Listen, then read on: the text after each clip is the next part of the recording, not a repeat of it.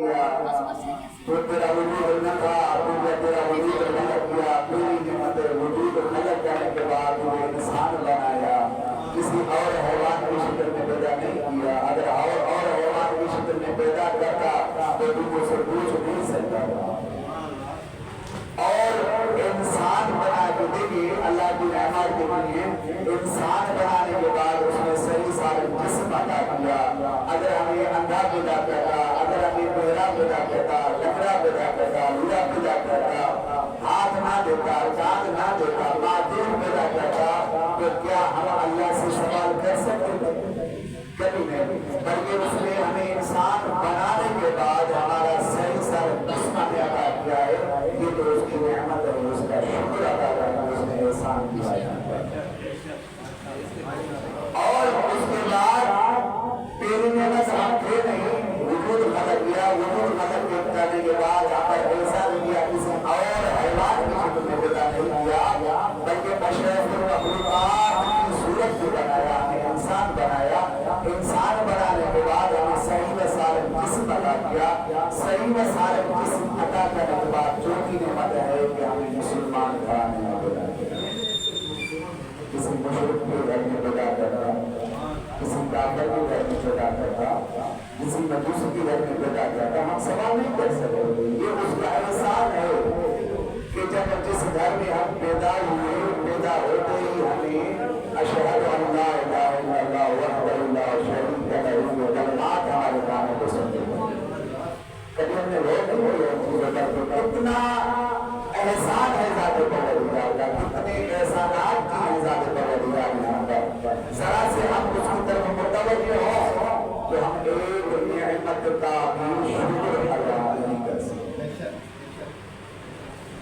اور چار نعمات کے باوجود اللہ تبارک و تعالیٰ کا شکر ادا کریں کہ نہ کہ وجود خلق کیا، وجود خلق کرنے کے بعد انسان بنایا، انسان کرنے کے بعد ہمیں صحیح و سالم جسم عطا کیا. صحیح و سالم جسم عطا کرنے کے بعد ہمیں مسلمان گھرانے میں پیدا کیا، اور مسلمان بنانے کے بعد ہمیں اس گھرانے میں پیدا کیا جو اشہد ان امیر المومنین و امام المتقین ہوتا ہے. دنیا کی ہر نعمت ٹھکرائی جا سکتی ہے، لیکن ایک نعمت عظیم نعمت ہے جو ہم جس نعمت کے اعلان نہ کرنے کی وجہ سے رحمت للعالمین کو دھمکی ہوئی. یا ایھا الرسول بلغ ما انزل الیک من ربک وان لم تفعل فما بلغت رسالته. پہنچا؟ اگر نہیں پہنچایا، لیکن جب ہم نعمتوں کا شکر ادا کرنا چاہیے تو ہم اللہ کی ایک ہی نعمت کا ایک ہی شکر ادا کرنا چاہیے. تو اگر میں نے سورۃ یاسین زبان سے جھوٹ بولا، حتیٰ میں نے روایتیں پڑھی ہیں کہ جب انسان پر موت آ گئی، عمر کتنی ہوگی؟ ہم 90 سال تھے نہیں، ہم 80 سال تھے نہیں، ہم 60 سال تھے نہیں، ہم 40-30 سال تھے نہیں. ہم تو دنیا میں جو رہ کے آئے ہیں، یا تو ایک دن رہ کے آئے ہیں دن کا، یا تو دن کا کچھ حصہ رہا ہے. اب کیونکہ دنیا میں انسان جھوٹ بولتا ہے، اس جھوٹ کی وجہ سے اللہ نے کہا اليوم نختم علی افواہہم. قیامت کے دن ان لوگوں کے منہوں پر مہر لگا دی جائے گی، یہ بول نہیں پائیں گے، زبان سے بول نہیں پائیں گے، کیونکہ انہوں نے ساری زندگی زبان سے جھوٹ بولا. اس وجہ سے یہ زبان سے بول نہیں پائیں گے. اور پھر بات کیسے کریں گے؟ جب آپ سوال کریں گے تو وہ سوال کیسے جواب دیں گے؟ پھر اللہ نے کہا یہ جو ہاتھ ہیں، یہ ہاتھ ہیں. اللہ فرما رہا ہے کہ ہاتھ تمہارے لیے مجھے اللہ کے ساتھ باتیں کر رہی ہے. زبان بند کر دی جائے گی، منہ بند کر دی جائے گی، لیکن ہاتھ اللہ کے ساتھ کلام کریں گے. اور ہم تقریباً ہر جگہ شاہدی کے قائل ہیں کہ بھائی گواہ ہے کہ ہم نے یہ کام کیا. جب اللہ کہے گا یہ نام اعمال صاحب نے بھی جھوٹ بولا، یتیموں کا مال کھایا، غریبوں کا حق کھایا، بھائی بہنوں کا حق کھا چکے ہو،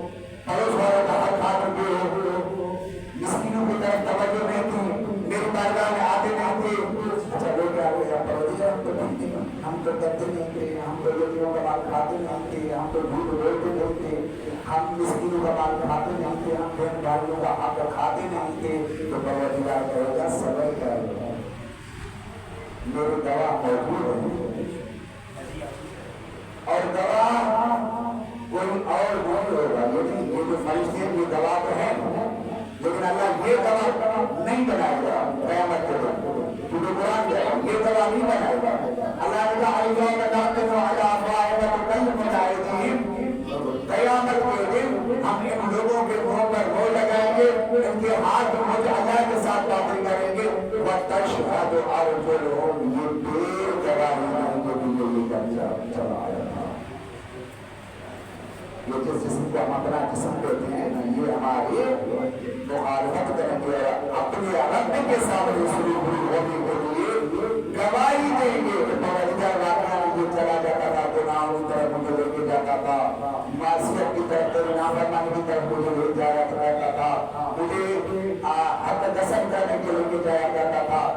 وَتَشْهَدُ أَرْجُلُهُمْ بِمَا كَانُوا يَكْسِبُونَ, جو کچھ تم دنیا میں کرتے آئے ہو اس کا حساب دینا پڑے گا. اور وہ حساب کے ساتھ دینا پڑے گا. کبھی ہم نے متوجہ کیا ہے, کبھی ہم نے اس پر طرف توجہ کیا. اور یہ بھی یقین کریں, میں ابھی اللہ سے بات کر رہا تھا کہ ہر جمعے پہ میرا خطبہ یہی ہوتا ہے کہ میں کوشش کروں کہ ایسا خطبہ بیان کروں تاکہ تمہارے دل گم ہو جائے اور اللہ کی بارگاہ میں آ جائے. لیکن افسوس کا بات ہے کہ جمعے کا خطبہ ہوتا ہے تو دل کو بند ہوگا. حالانکہ اگر صرف 15 منٹ اگر کوئی بندہ آ جائے تو وہ یہ بجے خطبہ شروع کیا جائے تو یہ آگے نہیں پاتا گا. نصیحت اصل جمعے کا مقصد کیا ہے, یہ 2 رکعت ہم نماز نہیں پڑھتے ہیں. حالانکہ فوراً کی 4 رکعت نماز ہے, اس کو 2 رکعت اس لیے پڑھتے ہیں, 2 رکعت جاتی ہے خطبے کے اندر. یہ 2 رکعت اگر کوئی جان بوجھ کر یہ 2 رکعت جو خطبہ نہیں پڑھتا اس نماز نہیں پڑھتا بلکہ سب خطبہ حاصل کرے. اصل خطبہ ہے تاکہ نصیحت حاصل کرے انسان. تو اگر یہ ان کی نصیحت حاصل نہیں کر رہی اس کا سبب یہ ہے کہ ہماری دلوں پر گناہوں کے تالے پڑ چکے ہیں. جو نصیحت ہے اثر نہیں کر رہی ہے. اور ایک جملہ کہوں, وہ جملہ یہ ہے کہ میں نے کیا کہا, دماغ رانوں جیسے ہر چیز کا حساب دینا پڑے گا وہاں پہ, ہر چیز کا. اور کس چیز کا حساب دیں گے وہاں پر اللہ نے وہ بھی بتلایا. وَمَنْ يَعْمَلْ مِثْقَالَ ذَرَّةٍ خَيْرًا يَرَهُ وَمَنْ يَعْمَلْ مِثْقَالَ ذَرَّةٍ شَرًّا يَرَهُ. کبھی آپ نے ریت دیکھی ہے, ریت میں ایک سفید کلر کا دانا ہوتا ہے جو روشنی پر نظر آتا ہے, روشنی کرتا ہے. تو اللہ نے کہا اتنی نیکی کرو گے تو عدل اتنا ہے کہ اس کا اجر عطا کروں گا, لیکن اگر اتنا گناہ کرو گے میں وہ بھی ساتھ ہوں. لیکن اگر نیکی کرو گے کریم کتنا ہے, وہ کہتا ہے اس دانے کے برابر اگر تم ایک نیکی کرو گے تو میں اس ایک نیکی کے بدلے میں تمہیں اس دانے کے برابر 10 نیکی عطا کروں گا. 10 نیکی. اور اگر آپ ایک گناہ کرو گے, گناہ 1, نیکیاں 10, گناہ 1. کتنا پیار کرتا ہے ان سے, اور ہم اس سے کتنا پیار کرتے ہیں, بڑا دعویٰ کرتے ہیں کہ ہم اللہ سے بہت زیادہ محبت کرتے ہیں. بخدا پوری زندگی جب سے بچہ پیدا ہوتا ہے مرنے تک, مرنے سے قیامت تک سب کچھ اس قرآن میں لکھا ہوا ہے. سب کچھ پوری زندگی اس قرآن میں لکھی ہوئی ہے. لیکن ہم قرآن پڑھیں گے نہیں تو سمجھیں گے کیا, پڑھیں گے کیا, عمل کیا کریں گے. تو ایسا قرآن کہنے کا مطلب یہ ہے کہ نصیحت ہمارے دلوں پر کیوں عمل نہیں کرتے, کیونکہ قرآن نے یہ بھی بتلایا اللہ ہم کو دین تو مل چکی ہے, دل تو دے دیا ہے میں ہم کو, لیکن وہ سمجھتے ہی نہیں. اللہ ہم کو لا یسمعون بها, ہم تو اللہ کرے میں نے ہم کو کان لا يسمعون بها اللہ سے سنتے نہیں اللہ اعینہم لا یبصرون بها میں نے ان کو آنکھیں بھی دی وہ سمجھتے بھی نہیں کہ میری نعمت کتنی ہے ان پر اور ان کو جب نیکی کی طرف بلایا جا رہا ہے وہ نیکی کی طرف آتے کو نہیں قرآن کہہ رہا ہے سورۃ انعام پڑھ لے آپ نام بار ہے قرآن فرمایا حورۃ الانعام یہ جس کو نیکی کی طرف جائے بلایا جاتا ہے جس کو نیکی کی طرف یعنی آواز دی جاتی ہے اور نصیحت دی جاتی ہے ان کی دلوں پر اثر نہیں ہوتا وہ دیکھتے ہیں وہ بلا کہا رہا ہے اللہ کی طرف بلا رہا ہے پھر بھی اگر ان کے دلوں پر کوئی نصیحت عمل نہیں کرتی قرآن کہہ رہا ہے ان کو آنکھیں ملی ان کو دل ملی ان کو کان ملے لیکن سب کچھ جان کر بھی وہ اس نصیحت پر عمل نہیں کرے سورۃ انعام میں اللہ فرما رہا ہے حورۃ الانعام یہ انسان نہیں یہ تو جانور کے جانور ہے یہ تو جانور کے جانور ہے جو نصیحت پر عمل نہیں کرتا انسان بڑے